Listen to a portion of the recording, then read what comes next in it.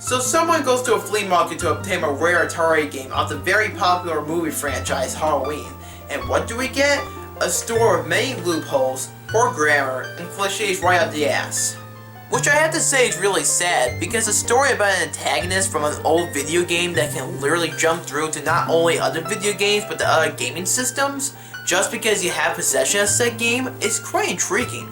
The bright side of this pasta is that there's nothing supernatural about it. Like, the pasta didn't end it with the Michael Myers sprite coming out of the television set and would presumably end up killing the protagonist. But like I said before, there are loopholes and cliches in the story. Like, how come in the end, he or she doesn't just simply destroy the game?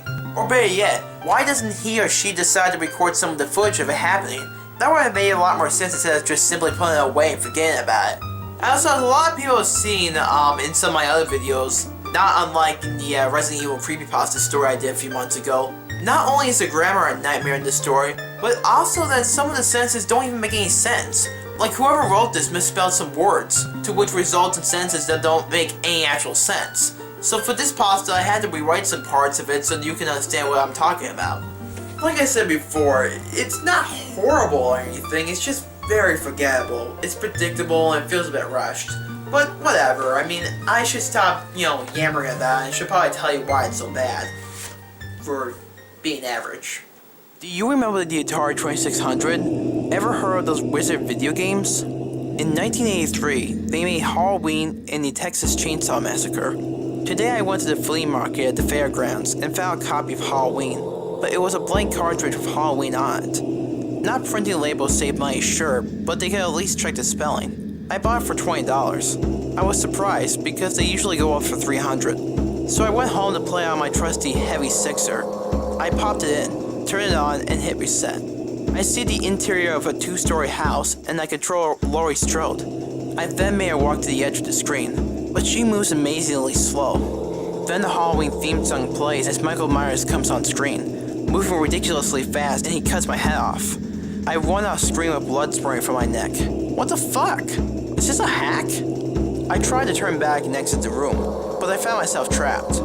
Michael then went on screen and cuts my head off again. Since it's my last life, I decided to fight back. Luckily, I ran into the room with the knife, so I picked it up and waved Michael. I didn't have to wait long. He runs in, right as he makes contact with me, I stab him. I must have pressed too late, because I ran to the edge of the screen and it froze. I figured this was a loss, but I was still in the mood for Atari, so I decided to play Jungle Hunt. So I put it in and find Dooley hanging from a vine. I was greeted by the Halloween music that lasted about 5 seconds. I made it to the part with the cannibals without anything weird happening, but then Michael slides on screen and hops around like a maniac, slashing his knife blindly in the air. He leaps onto my body and I die. Scared, I decided to take it out and look at it. What is going on here? Did Halloween affect my Atari? So I decided to play Ghostbusters next, but on my 7800. Thank God for backwards compatibility. So I turned it on, bought my items, and changed the difficulty to leave the store. Next I went to a flashing building and hit the street when the Echo won. When I arrived at the building, I dropped my trap, positioned my guys, and released their beams. But without any warning, Michael runs onto the screen and kills both of my guys. It flashes back to the map screen, and now the Halloween music has replaced the Ghostbusters theme. All the buildings were flashing. What was worse was all of them were being non-stop stomped on by a Stay Puft Marshmallow Man. Scared, I ripped the game out. I stared at it in Halloween side by side with widening eyes. What the fuck? I'm seriously scared out at this point to play Atari now. But I realized this would make a great internet story. The most I could do though is get a refund. So I went back to the flea market and found the seller's table. But he was gone. His stuff was still there, but not him. I figured he was out taking a smoking break or something. There's still a banner on the front of the table that says Yesteryear Gaming on it. I ran out to the parking lot and found his van that says Yesteryear Gaming on the side of it. I tapped the glass to see if he was in there, but finding it empty, I opened the door and started to look for a tray. Then I figured I could be an asshole and sell this hack for lots of money on eBay. I got home and went down to my basement/gaming room. Run that play one more time, I asked myself. It can't mess up my Atari any more than it already has, can it? I then walked over to my 2600 and got Halloween plugged in. I was ready to play the game. I grabbed my joystick. I flicked on the Atari and began to play. So I still moved like a slug in the game, but Michael was nowhere to be found. I literally searched every room in the house and gave him enough time to show up. But all of a sudden, the music starts up and I'm stuck in one room. Where is he?